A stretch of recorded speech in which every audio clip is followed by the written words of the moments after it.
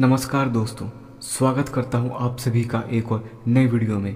एक गुरु और शिष्य जंगल के रास्ते से होते हुए अपने गांव जा रहे थे।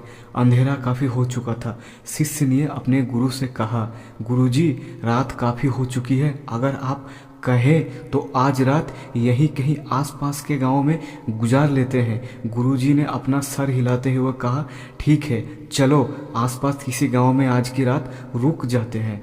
तो गुरु और शिष्य थोड़ी देर जाने के बाद एक छोटे से घर के पास जाकर रुके। अब जैसे ही वहां गए तो गुरुजी ने शिष्य से दरवाज़ा ठकठकाने को कहा। उस घर से एक गरीब आदमी बाहर आया तो गुरुजी ने बोला, हम अपने गांव जा रहे थे, लेकिन काफ़ी रात होने की वजह से हमने इसी गांव में रुकने का सोचा है। क्या हम आज रात आपके यहाँ रुक सकते हैं? गरीब आदमी बोला, हाँ, क्यों नहीं, आप दोनों अंदर आइए। जब गुरुजी अंदर गए तो उन्होंने देखा कि आदमी के घर में बहुत ज़्यादा गरीबी थी। गुरुजी ने उससे पूछा कि आप काम क्या करते हो? वो गरीब आदमी बोला कि मेरे पास बहुत सारी ज़मीन है। तो गुरुजी ने बोला, अगर तुम्हारे पास बहुत सारी ज़मीन है तो इस तरह क्यों रह रहे हो? वो आदमी बोला, यह ज़मीन किसी काम का नहीं है।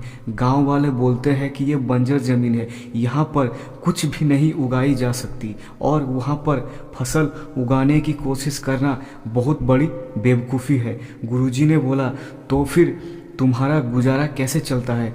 उन्होंने बोला कि मेरे पास एक भैंस है जिसकी दूध निकाल कर मैं बेचता हूँ, जिससे मेरा पूरा घर चलता है। यह सुनने के बाद गुरुजी सो जाते हैं और रात में जब सब लोग सो रहे होते हैं तब गुरुजी अपने शिष्य को उठाते हैं और उस गरीब आदमी के घर से भैंस को लेकर अपने गांव चले जाते हैं। शिष्य ने अपने गुरु से पूछा, गुरुजी, कहीं आप ये गलत तो नहीं कर रहे हैं? उस गरीब आदमी की रोजी रोटी इसी भैंस की दूध बेचकर चलती है। तो गुरुजी ने अपने शिष्य की तरफ देखते हुए और मुस्कुराते हुए आगे बढ़ते गए। उस बात को तकरीबन 10 साल गुजर जाती है और जो गुरु का शिष्य था वो बहुत बड़ा विद्वान बन चुका था।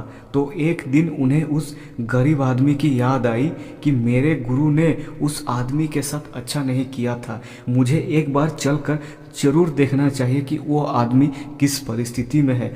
वो शिष्य उस गांव की तरफ जाता है और वहां जैसे ही पहुंचता है तो वो देखता है कि जहां पर उस गरीब आदमी का झोपड़ा था वहां पर एक बड़ी सी आलीशान महल बन चुका था और झोपड़ी के बाहर जो बंजर जमीन पड़ी थी उस पर फल और फूलों के बगीचे लगे थे।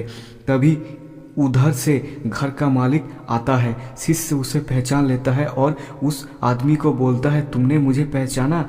मैं अपने गुरुजी के साथ आया था, हमने एक रात आपके यहाँ रुके भी थे। वो आदमी उसे पहचान लेता है और बोलता है कि उस रात आप कहाँ चले गए थे? उस रात के बाद मेरी भैंस कहीं चली गई और मुझे वापस नहीं मिली। फिर मेरे पास कोई रास्ता नहीं था तो मैंने अपनी ज़मीन पर मेहनत की और फसल निकल आई और आज मैं इस गांव का सबसे अमीर आदमी बन चुका हूँ। यह सुनने के बाद शिष्य के आंखों में अपने गुरु के लिए आंसू आ गए और ये बात अब समझ में आई और वो रोने लगा। तो दोस्तों, इस कहानी से हमें यह सीख मिलती है कि हमारे अंदर ऐसी बहुत सी टैलेंट छुपी हुई है, लेकिन हमें कोई ना कोई चीज़ रोक कर रखता है।